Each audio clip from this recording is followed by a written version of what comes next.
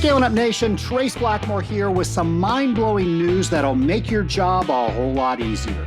3 industry titans, Masters Company, Radical Polymers, and MFG Chemical have joined forces to create your ultimate one-stop shop for your water treatment needs. We're talking over 60 years of Masters Company's expertise in private label products and cutting-edge test kits.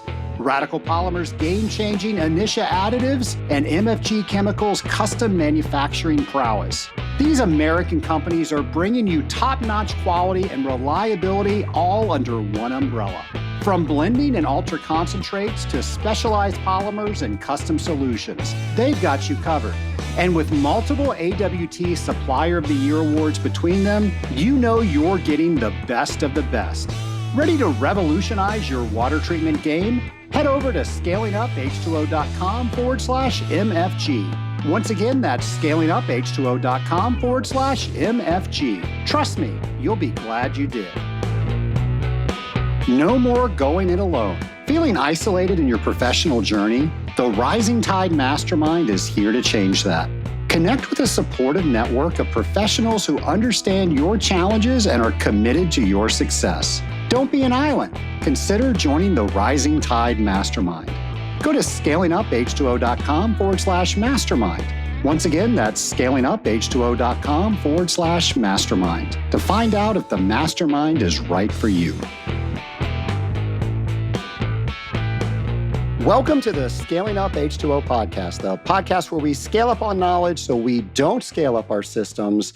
My name is Trace Blackmore. I get to host this amazing podcast. And Nation, you have tuned in to part 2 with Mark Lewis. So if you just listened to episode 404, we had episode 405 in the middle of that. And now we're back with our conclusion to Mark Lewis at episode 406. So here's a warning. Here's a public service announcement. If you have not listened to episode 404, do yourself a favor and go listen to 404 before you listen to this episode. I think you will be glad that you did. What's going on, Nation? I will read you in on a conversation that we had with the entire team here at the Scaling Up H2O podcast. And I was really wondering, should we continue the segments where we tell you about the events that are happening in the upcoming months? And my thought was that maybe we didn't need to do that. We could just simply send you to the webpage. And I didn't do it. My team did it. We polled the Scaling Up Nation and we asked them, do you enjoy hearing about the upcoming events? And do you actually do something with that? I was amazed. It was overwhelming how much benefit the Scaling Up Nation gets out of when I pick out normally 3 events that are coming up over the next couple of months so you can do something with them. And then normally that sparks you to go to the Scaling Up H2O webpage and then go over to our events section. You see all the ones that I didn't mention. And folks, there are hundreds of them up there. Our team is always going out into the water community and trying to find the next event that we can post on that. And then we find ones at random that we talk about here on the show, or ones that I just have a huge affinity for, like the technical training seminars that AWT puts on. You've got 2 that are coming up. One's coming up pretty darn soon. That's going to be February 24th through 28th in San Diego, California. And then we're going to do it again March 6th through 9th in Frisco, Texas. So we're going to have information for you on our events page so you can sign up for that. You're going to see me. You're going to see Mark Lewis. You're going to see so many of the guests that I've had here on the podcast at that event. And this is probably the most you're ever going to learn in a few days about this industry. I cannot recommend that more. The National Association of Clean Water Agencies is having their conference April 6th through 12th in Washington, D.C. And this is all about infrastructure funding, about utility infrastructure and innovation. and how to make sure that water quality regulations are helping us way into the future. So if this is something you want to check out, go to our events page. We're going to have that information for you. And the Joint Conference of Residuals and Biosolids and Innovations in Treatment Technologies, boy, that's a mouthful. That's being hosted by the Water Environment Federation, and that's going to be in Baltimore, Maryland, May 6th through 9th. And we're going to have all of that information for you simply by going to scalinguph2o.com/events. Well, Nation, as you know, we have our friend James McDonald that is always helping us out, making sure that we are staying in the know. And here is a brand new installment of What Do You Know? Hello and welcome to What Do You Know? The game show where we find out what do you know about industrial water treatment, drop by drop. So pump up your brain, take out that test kit of knowledge, and prepare to answer this week's question on What Do You Know? Today's question is, which scale will effervesce when exposed to concentrated hydrochloric acid? Magnesium silicate, calcium carbonate, or calcium phosphate?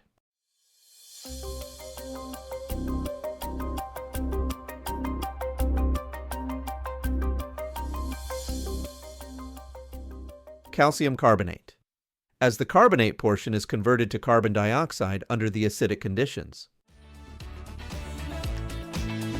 I'm James McDonald, and thanks for playing along with us.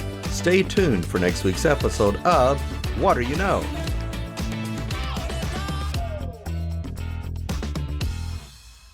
Thank you, James. And thank you, Scale It Up Nation. I know I have had you wait an entire week for the conclusion of my interview with Mark Lewis. So I'm not going to let you wait any longer. Here is the conclusion of that interview. I want to talk about something that we brought up at least a dozen times on this podcast, and it was the AWT's technical training seminars. Now, those are coming up very shortly. We've got one taking place in San Diego, California, February 24th through 28th, and then we're in Frisco, Texas, March 12th through 15th.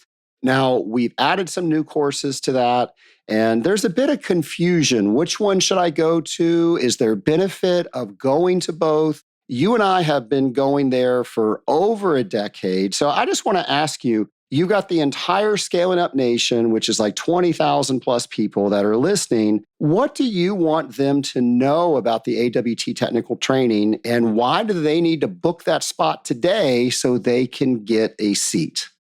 So I will say that the technical training does have a new course, and it's in the middle between the fundamentals and the technical training, because people would come out of fundamentals class and then they would jump over and the class would pick up and go at a level they weren't ready for.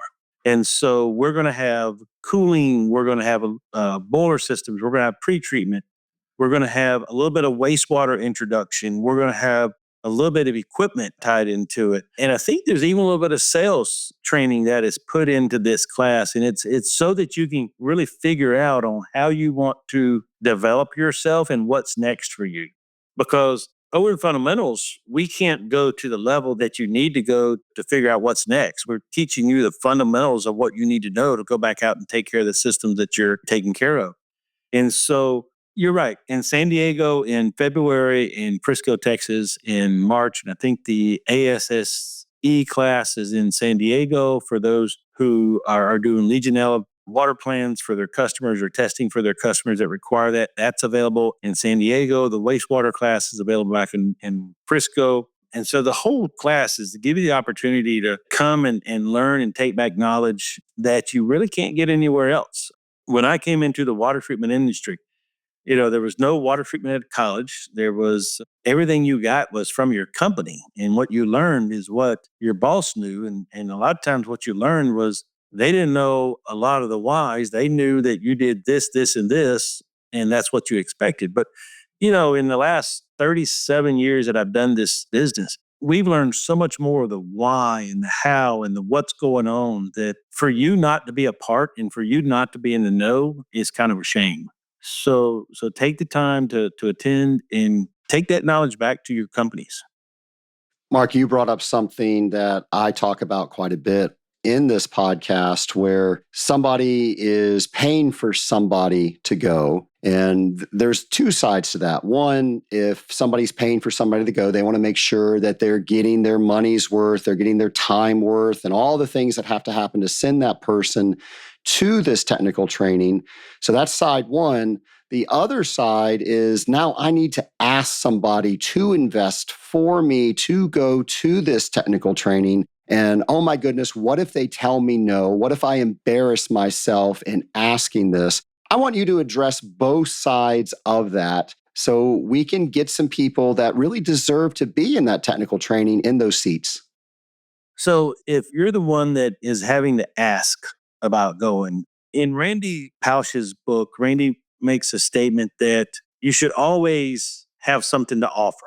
It shouldn't just be, hey, send me to technical training.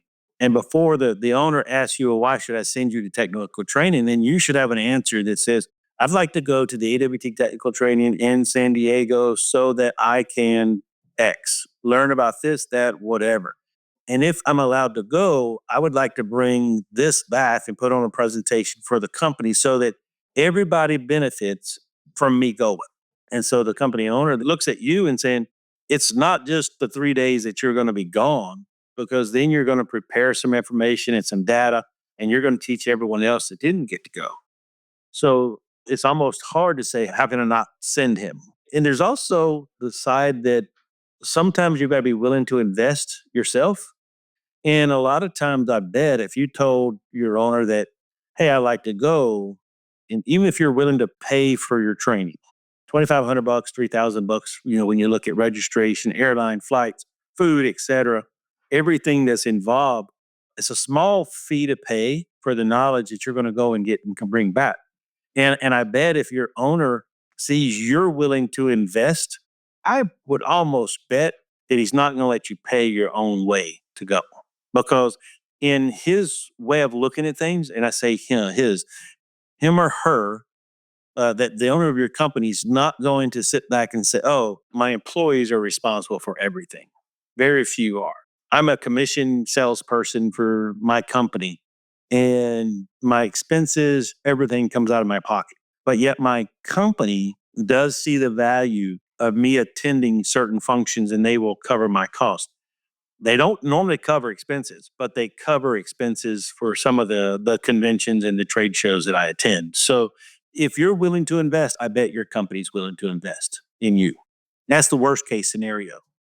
Well, the second side of that is a owner of a business is trying to decide if that's money well spent. What should they be thinking about?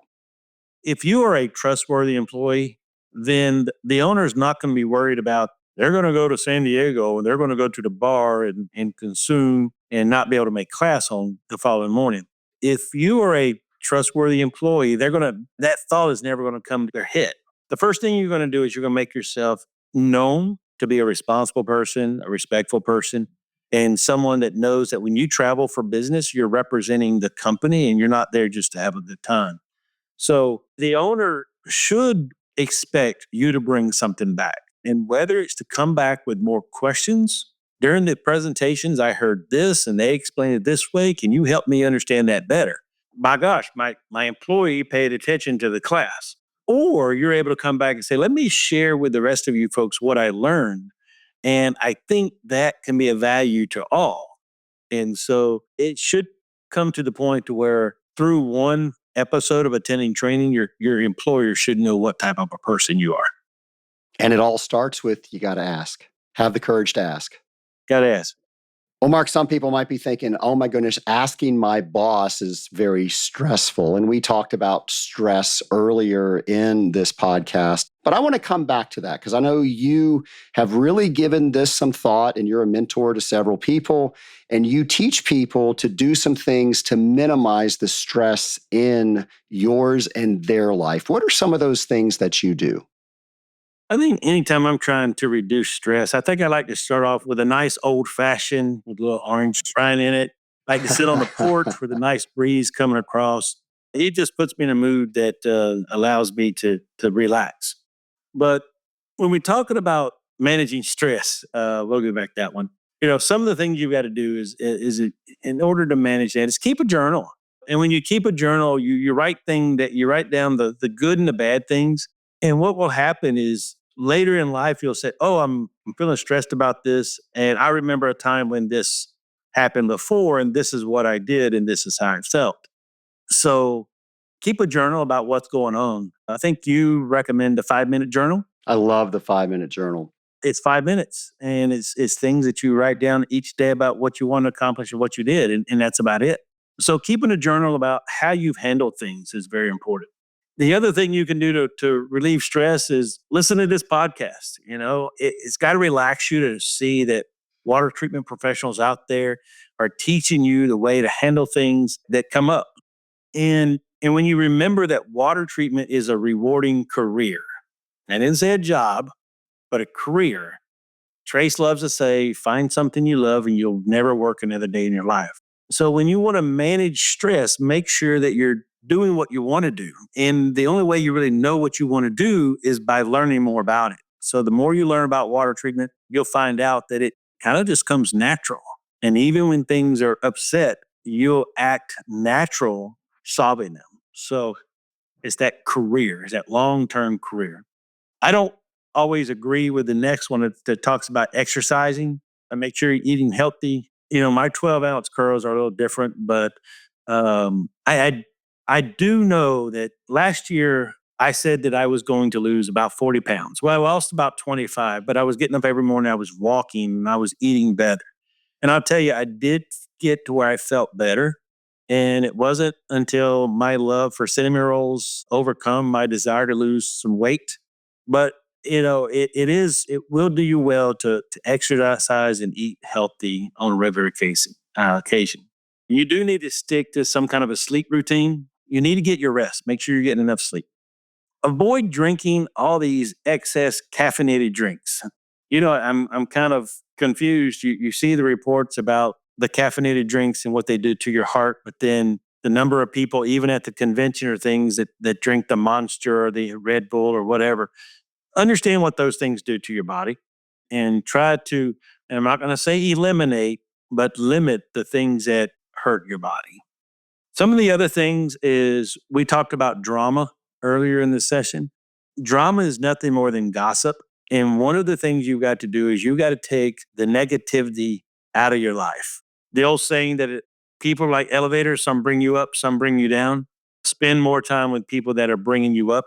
And then reach out to friends or family members who help you cope to things in positive ways, because everybody needs a lift. So everybody needs a little pickup. So that's the way I handle stress. And remember that tomorrow can be a better day if you let it.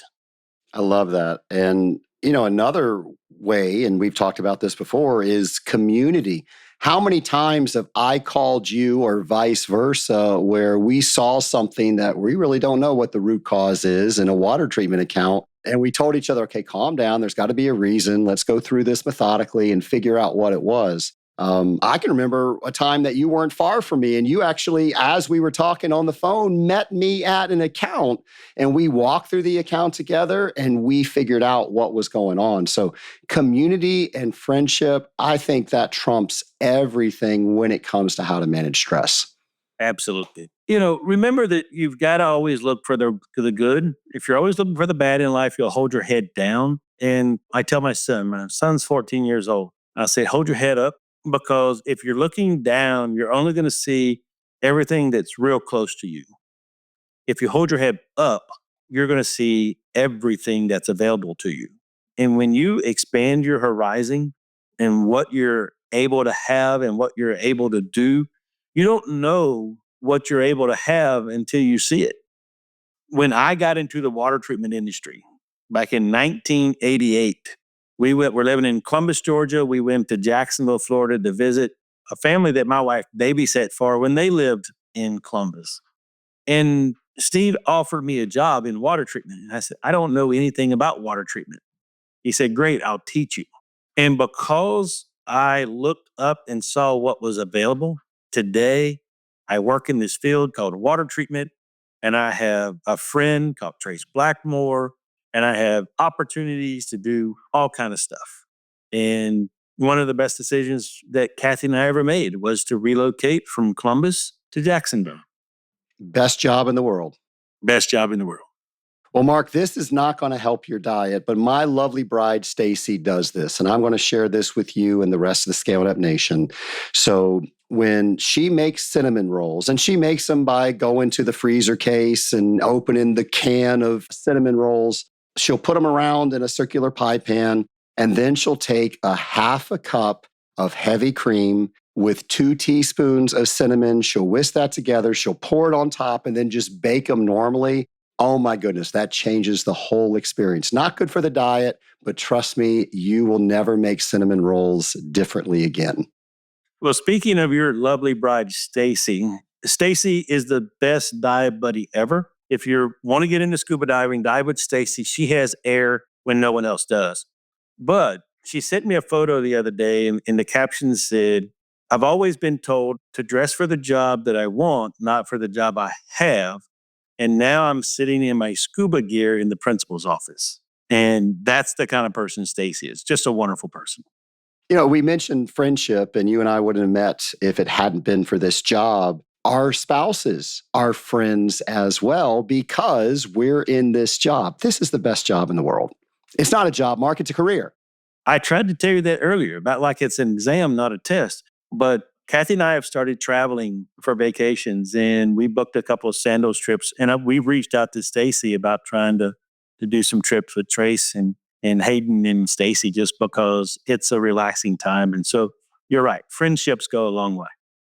You know, the funny thing about that is you didn't reach out to me. You reached out to Stacy. You know who the planner is. I know who has the checkbook. Mark, there's one more thing I want to talk about, and this is something that I've really tried to promote with this podcast. And I know for a fact there are so many people that have gotten their certified water technologist designation because they get motivation from this podcast. You were involved with the CWT process before there was a CWT. So I just want to give you an open mic to the Scaling Up Nation. Why should they consider getting their CWT this year or whenever their career length allows them to do that? The CWT means a lot to me, and probably more than a lot of people realize, because in 2001, Tony McNamara came to me when he was president and said, Mark, I want you to co-chair the Certification Education Committee. I want you to focus on certification. Jim Lukanich is going to focus on education. That's when Bruce Ketrick was on the board. So they kind of divided that out. And they gave me a task. We had to get the CWT process accredited to the terms at that point. So we had to have a bunch of people come in, take the exam. And by reaching out, marketing, calling people, we achieved that. We had 100 people take the exam. We were able to go through the process. We did a cut score evaluation. And the CWT earned some legs at that point. And they told me later that if we didn't complete that process, they were going to shut down the CWT. And it's one of those things I'm glad I didn't know before, because I don't know if I would have worked as hard. Just don't know. I mean, I was doing it because it was right. But since then, I was certification chair for probably 4 or 5 years. And when you go back and you look at what the CWT is, it's a certification. That means you have a certain level of knowledge. You sign a code of ethics or a declaration of ethics, and you have your peers that will stand up for you.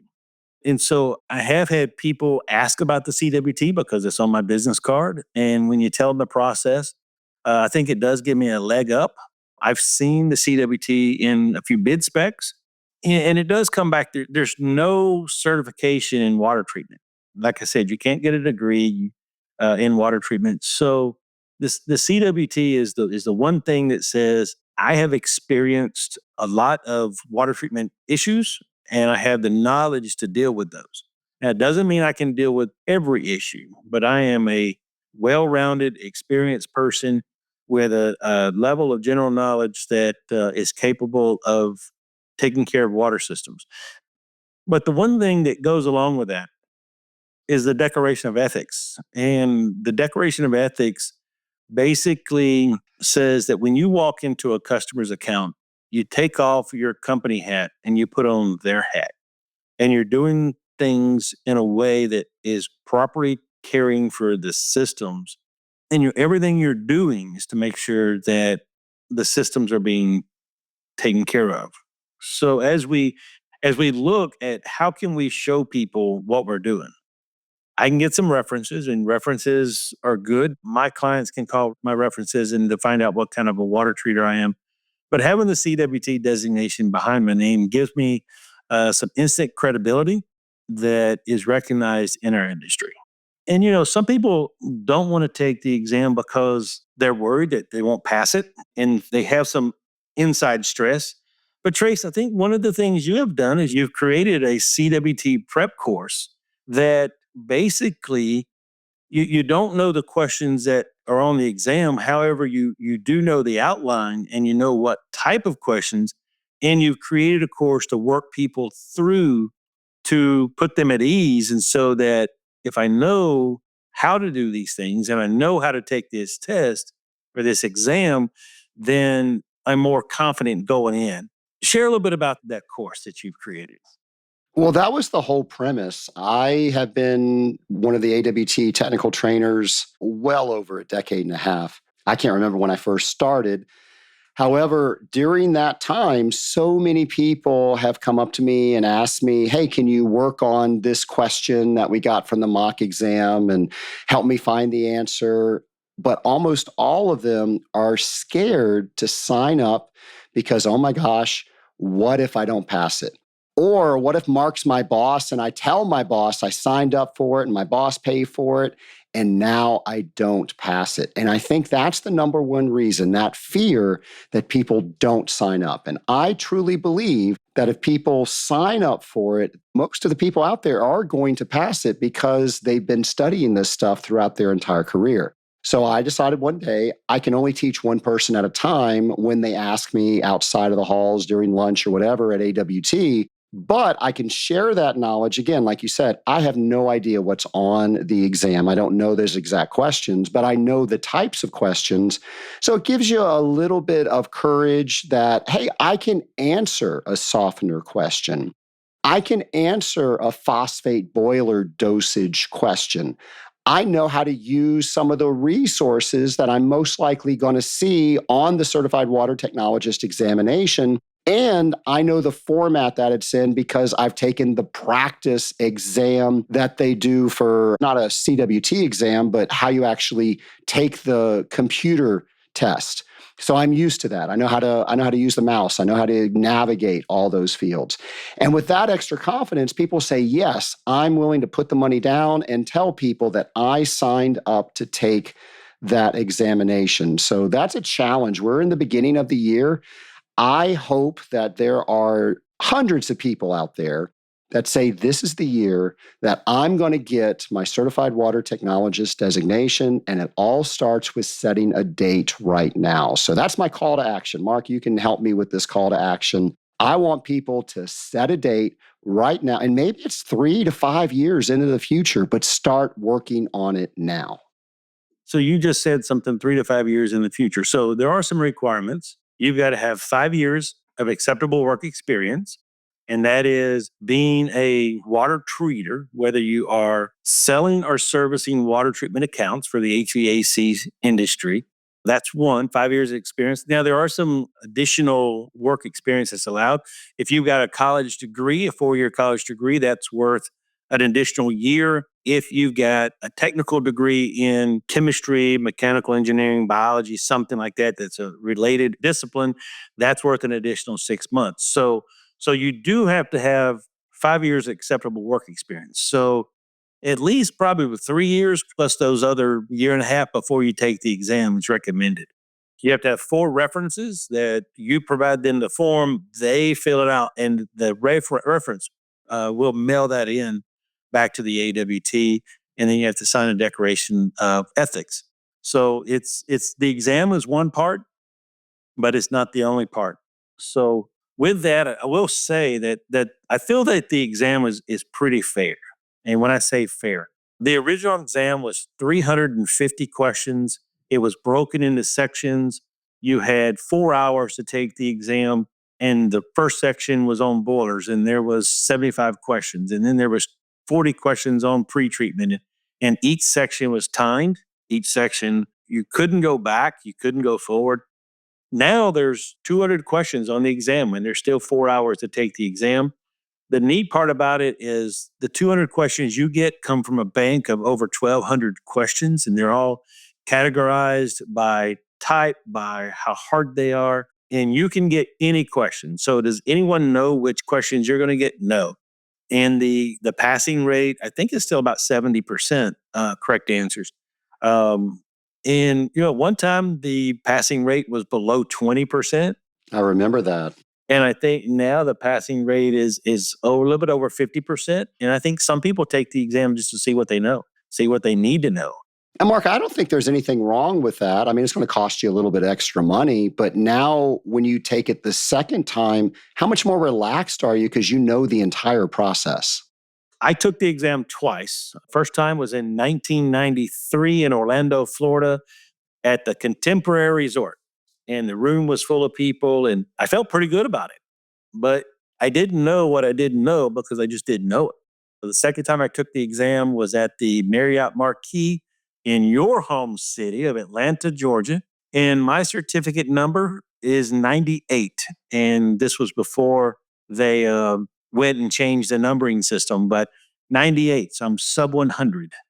186 is mine. You beat me. Well, at one time I was the second youngest CWT, but I think that age has been blown away by several years because we have some crackerjacks in our industry. We definitely do. I'm impressed by some of the younger people in our industry.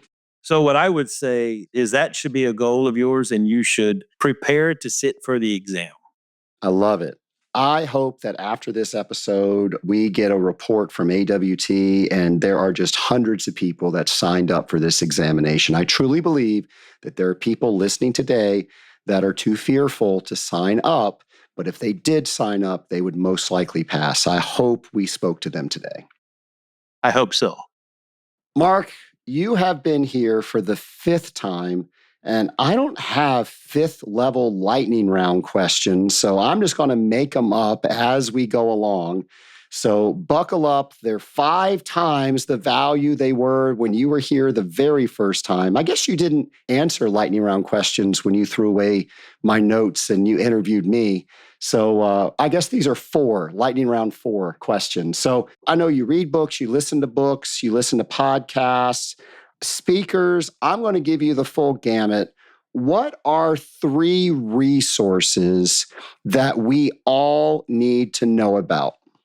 I find myself still digging through the technical reference and training manual from the AWT. Audible being a source for where you can listen to books on the road. And the third one is a mentor. If you don't have a mentor, I'm going to tell you right now that you need to reach out to somebody and have a session every other week, every once a month or something, to where you're challenged to grow. And as much as you may think that is a burden to someone else, it's really an opportunity for them to take and develop someone. So it's going to mean as much to them as it is you. And so I say that one of the most valuable resources is a mentor. Mark, at the most recent AWT conference, there was somebody that came up to me and they said they found their way into this industry because their professor gave them the link to this podcast. So if somebody is listening today, why should they choose a career in water treatment? Funnest job you'll ever do. I don't go to an office. I don't do the same thing every day. I may travel across town. I may travel 2 hours away. I may be in a hospital. I may be in a chicken processing plant. I may be in a feed mill. I may see how things are made. I get to watch every month rows and rows and rows of refrigerators being made. And I could be the person that's soldering the compressor in, or I could be the person screwing the drawers in, or I can be the person that's treating the water, and I'm in their plant for about 2 hours before I get to go see how groceries are pulled and make it to the next food line location. And then I get to go see how the spray nozzles on an aerosol can are made. And that's all in one day. I get to see all kind of things, and it's just because of the industry I'm in.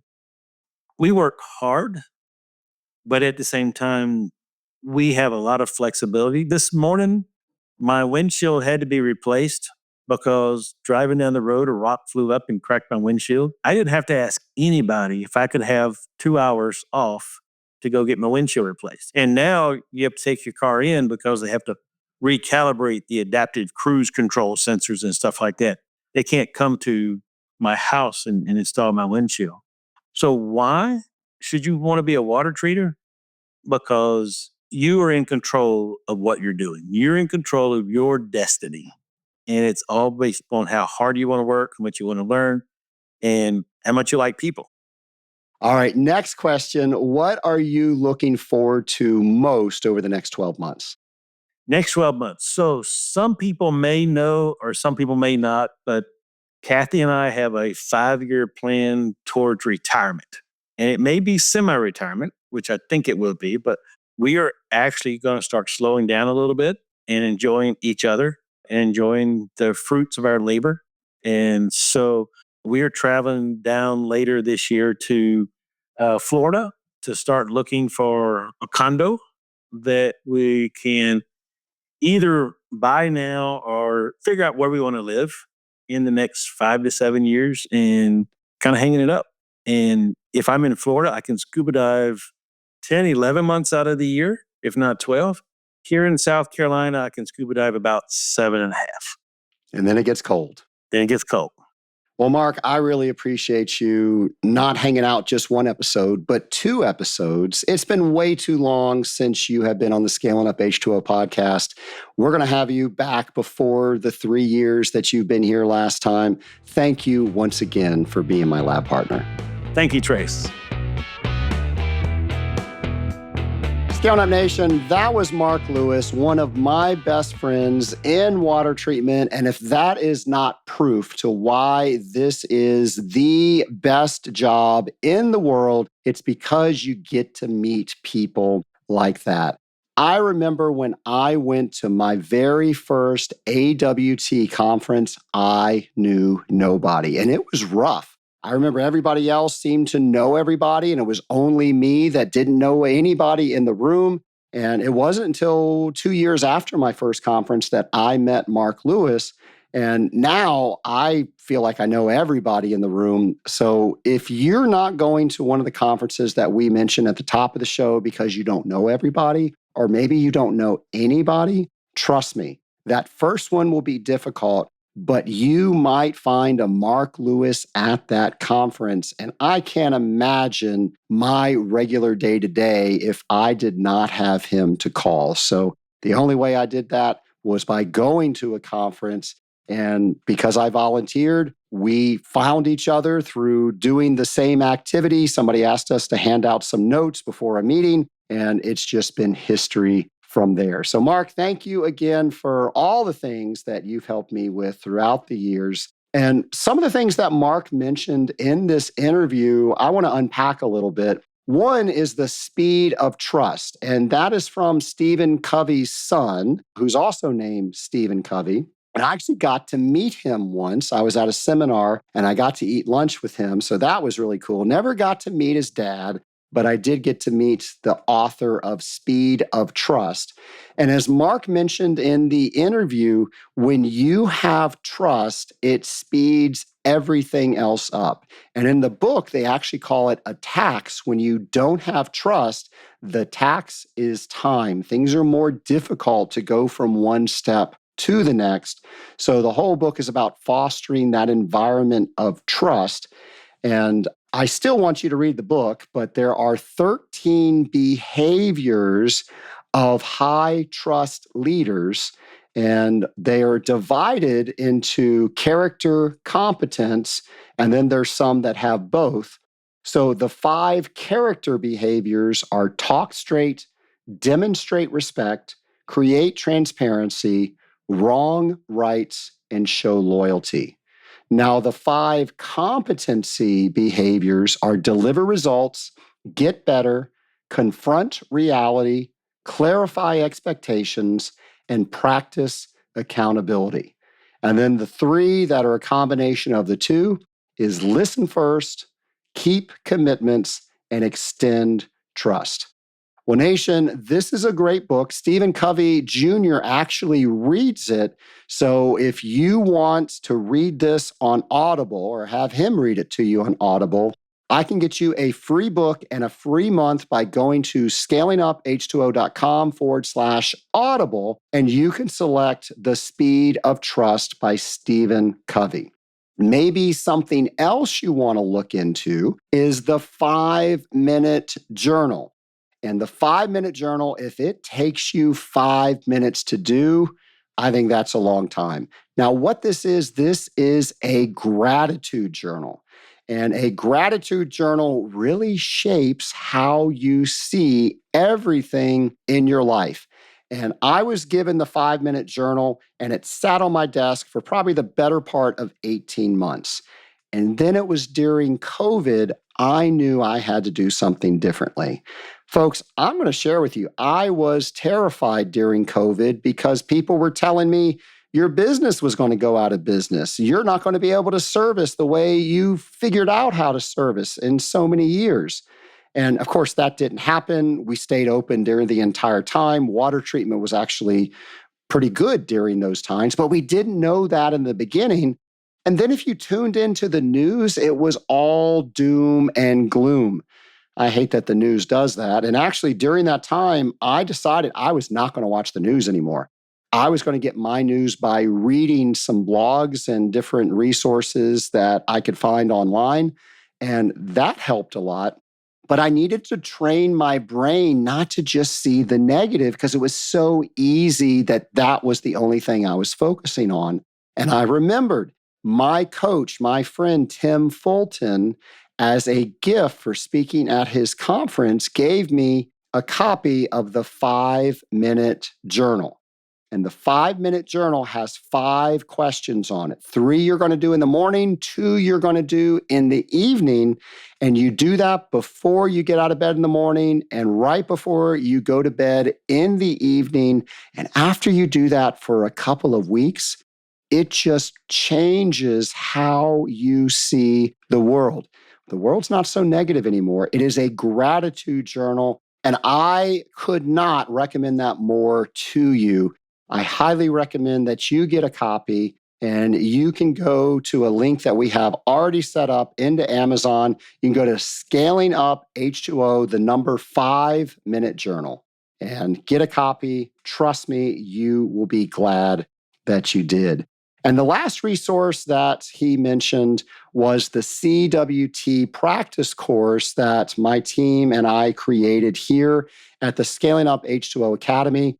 And Nation, if you are looking for a secret weapon to gain courage to sign up for that examination, I said it multiple times when I was talking with Mark. I'm going to say it again. I believe there are so many future CWTs out there that just aren't confident enough to sit for the exam, even though they could pass it. So I want to give you a little shot of courage so you can see how prepared you are. And it is free for you to try out. So if you go to scalinguph2o.com/CWT prep, you can sign up for my free course where I take you through the first handbook of the CWT process. And I just lay out everything that you need to know about becoming a certified water technologist.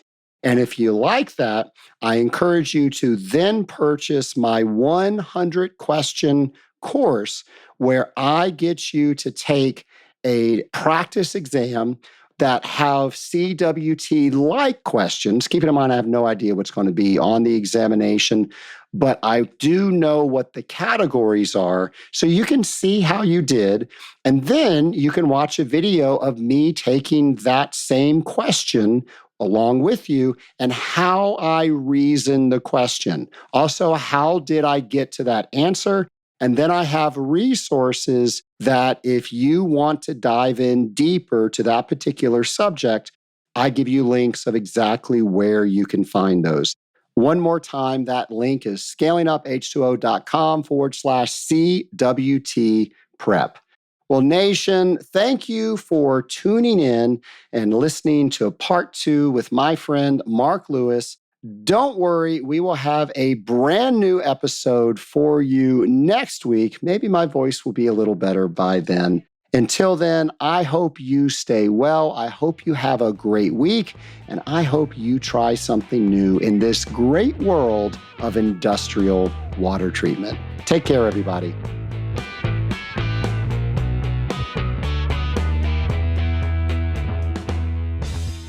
Are you ready to take your water treatment career to the next level? Get the confidence you need to sign up for the Certified Water Technologist exam today by taking our Certified Water Technologist prep course. Learn valuable tools and techniques to help you succeed. Plus, test your knowledge with our 100-question practice exam. Visit scalinguph2o.com/CWT prep and put yourself on the fast track to certification. Don't wait, start today.